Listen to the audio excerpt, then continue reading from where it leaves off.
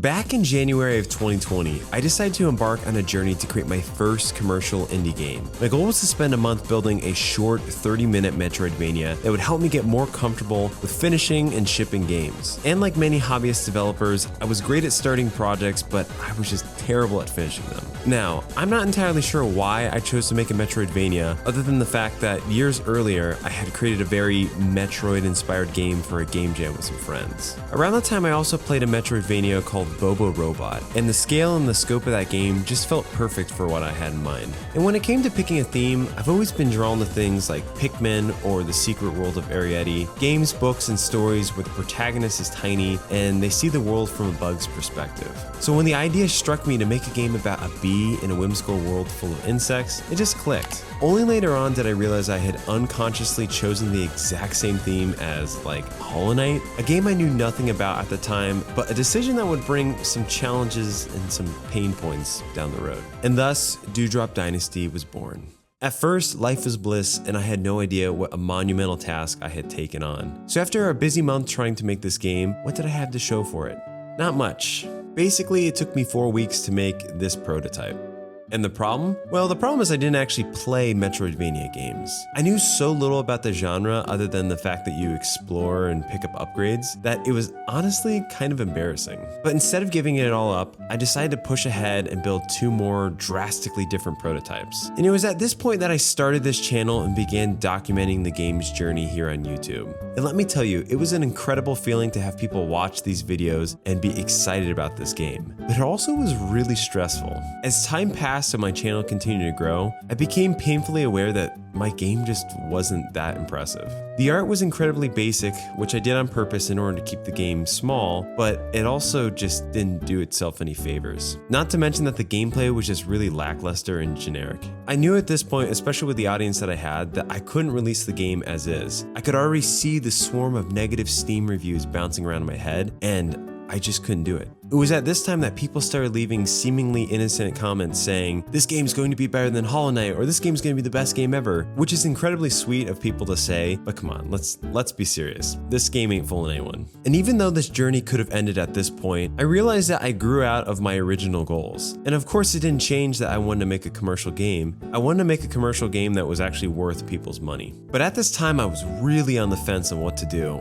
I had to either take this game seriously or cancel the project. And I'm not gonna lie, I was really close to giving up at this point, but I knew I'd always regret it if I did. I ended up deciding to do a Kickstarter. I figured that if the game was fully funded, not only would the resources be fantastic in making the game even better, but it would also show me that there was interest in this game. So after months of research, working 12 hours a day, and restless nights, I worked my butt off to launch a Kickstarter and a demo of the game during the Steam Next Fest. Not to mention I was about to have my first baby at the time, so things were just absolutely nuts. We finally launched the campaign on October of 2022, and after an emotional roller coaster of a month, we got funded in the last 24 hours. And this really was the turning point for me.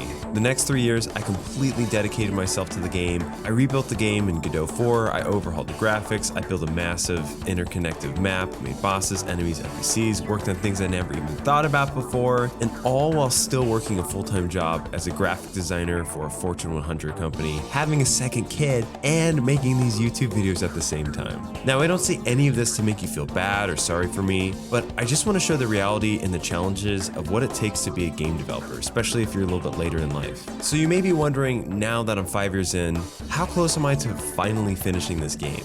And the surprising answer is a lot closer than I think. The past few months, I've noticed that my checklists keep getting smaller and smaller. Even little bonus things I've wanted to add to the game for like years, I've finally been able to do. Things like collectible hats, a shop system, and even just updating Poe's walk cycle. I mean, he desperately needed an update. And this is really strange, but the bulk of the work that remains is mostly just art related, which is crazy to me. Like, I've never worked on a game long enough to basically have nothing left to program. It's so bizarre. The The only downside is, remember what I said about Hollow Knight biting me in the butt in the future? Well, with the release of its sequel game Silksong due in a couple of months, it's really put me in a strange position. I have this sneaking suspicion that Dewdrop is going to come out at the same time, and I'm worried that it's absolutely going to destroy the game because Silksong is just so popular. So really, my goal has been to work like a madman to try to release it before Silksong, but if I can't, I just feel like I have no other choice than to delay the game a couple of months to give it some breathing room. I don't know, I would love to hear your guys' thoughts about it because it's kind of a weird situation to be working on a game this long and then have to wait.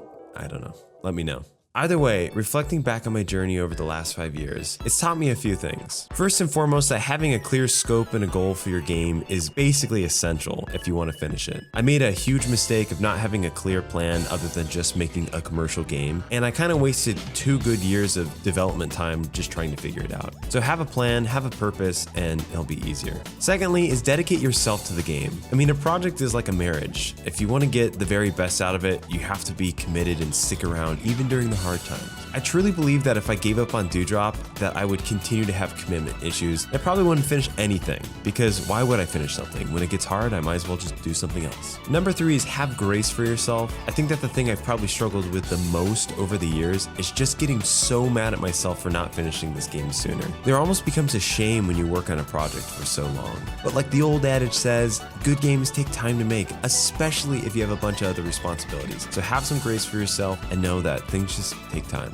And finally, number 4, everything is a learning experience. I've gained so many new skills and experiences that I never would have learned if I didn't make this game. I feel so well equipped to make indie games after this that it would be irresponsible for me to not make more after I finish Dewdrop. So just know that you learn from everything and it's important to have those experiences. So I hope that by sharing my story, you can learn from some of my mistakes. Now, at the end of the day, if Dewdrop Dynasty is a success or a total flop, it really doesn't matter. All I know is I made a game that I think is fun and I'm proud of, and I wouldn't trade these last 5 years for anything. So wish me luck as I finally bring this game over the finish line. Now, if you're someone who's interested in programming yourself or you want to make games, then check out a word from today's sponsor, Brilliant.